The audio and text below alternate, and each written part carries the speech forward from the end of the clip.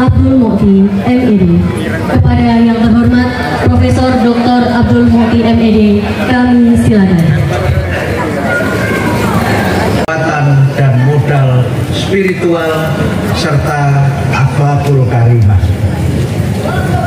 Banyak bangsa yang memiliki kemampuan ekonomi yang disebut sebagai welfare state atau negara-negara yang makmur, tetapi bangsa itu bisa hancur ketika kehidupan spiritual mereka dan moralitas mereka hancur dan tidak tegak lagi dalam kehidupan sehari-hari.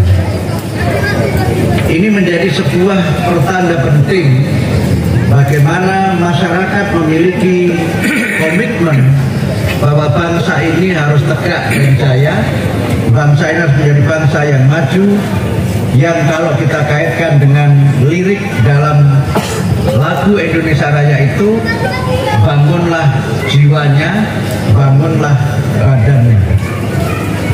Karena itu maka secara pribadi saya menyampaikan apresiasi dan mendoakan kepada Ibu Mardiah dan Ibu Sri Karojati serta seluruh masyarakat yang telah mewakafkan, menginfakkan sebagian hartanya untuk pembangunan Masjid Nurullah ini. Semuanya merupakan amal solih yang mendapatkan balasan yang terbaik dari Allah Subhanahu wa Ta'ala, dan semoga Ibu Mardiah yang sudah mewakafkan tanahnya untuk pembangunan rumah ini, pembangunan rumah ibadah ini, sekarang insya Allah pada waktunya nanti akan mendapatkan tempat yang terbaik di surga.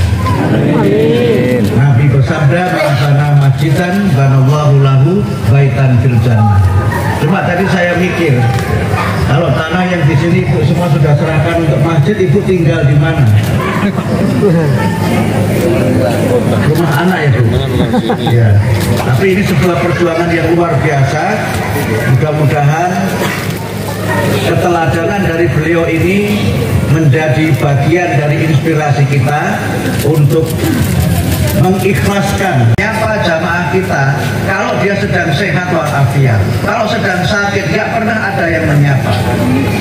Kita ini menyapa mereka ketika sedang aktif, begitu tidak aktif kadang-kadang dimarahi, tetapi yang dimarahi ternyata sudah meninggal dunia. Ini kadang-kadang teng Muhammadiyah itu sifatun niku lho Pak. Di Senen ini jebul di Senen ini pun situ. Kok ora tau teko rapat lho, rapat ning ndi yo Mas, kembali dari Allah Pak rapat. Inilah yang saya kira juga penting agar jamaah di masjid itu tidak menjadi kerumunan. Jamaah itu menjadi community.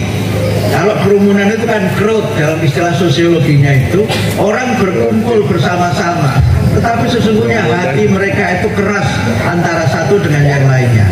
Tahsabuhum jami'ah, seakan-akan kamu menduga mereka itu rukun, tetapi qulubuhum syatta, hati mereka itu keras antara satu dengan yang lainnya. Tetapi kalau jamaah itu menjadi sebuah community, dalam teori sosiologi itu community berarti orang yang punya visi yang sama, punya ikatan yang kuat antara satu dengan yang lainnya, memiliki ikatan tidak hanya ikatan lahir tapi juga ikatan batin, sehingga semua yang berada di dalam jamaah masjid itu merasa tenang, merasa bahagia, dan tempat itulah yang menjadi tempat di mana orang bisa tidak sekedar saling bertegur sapa, tetapi juga saling memperkuat antara satu dengan yang lainnya. Jamaah itu harus menjadi jamiyah dan harus menjadi syarikah yang di dalamnya kita membangun kekuatan umat. Di dalam Al-Quran umat itu disebutkan sebanyak 61 kali, dan umat itu diantara maknanya adalah mereka yang berhimpun dalam berbagai kelompok, yang mereka punya ikatan akidah yang sama, punya visi yang sama, dan punya cita-cita yang sama untuk hidup selamat dan hidup berbahagia. Bapak Ibu sekalian, dalam konteks inilah kami sekali lagi menyambut baik dan berterima kasih kepada semua pihak yang telah mendukung pembangunan masjid ini. Semoga Masjid Nurullah itu benar-benar menjadi masjid yang kita mendapatkan nur, mendapatkan cahaya Allah, sehingga kita senantiasa tercerahkan dan kita senantiasa mendapatkan hidayah dari Allah, sehingga kita berada pada dinul haq, berada pada agama yang benar, dan berada pada jalan yang lurus. Amin. Itu bagian pertama ceramah saya menyangkut masjid. Sekarang sudah jam 10:05. Ngantuk jam itu Ibu Bupati. Mudah-mudahan Ibu tidak ada rapat malam hari ini. Inilah pinternya panitia ngundang Ibu Bupati malam hari. Soalnya kalau ngundang siang itu biasanya habis sambutan terus ada rapat. Nah, malam hari ini insya Allah beliau tidak sedang rapat, karena itu saya agak panjangkan sedikit.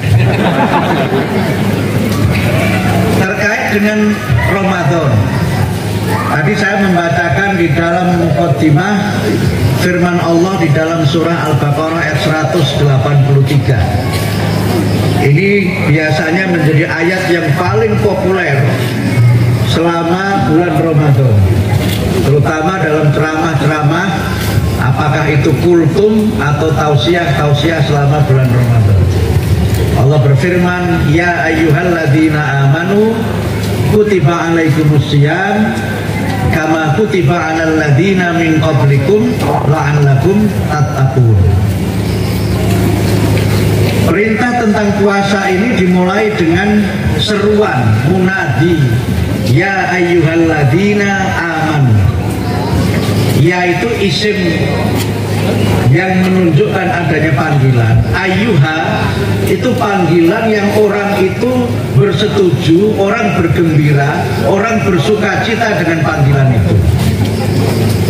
Jadi kalau di dalam bahasa Arab misalnya ada seorang yang sedang menyampaikan, puasa itu dikhususkan hanya bagi orang-orang yang beriman. Orang yang tidak beriman itu tidak terkena kewajiban berpuasa. Tetapi yang kedua, dari sisi ibadah,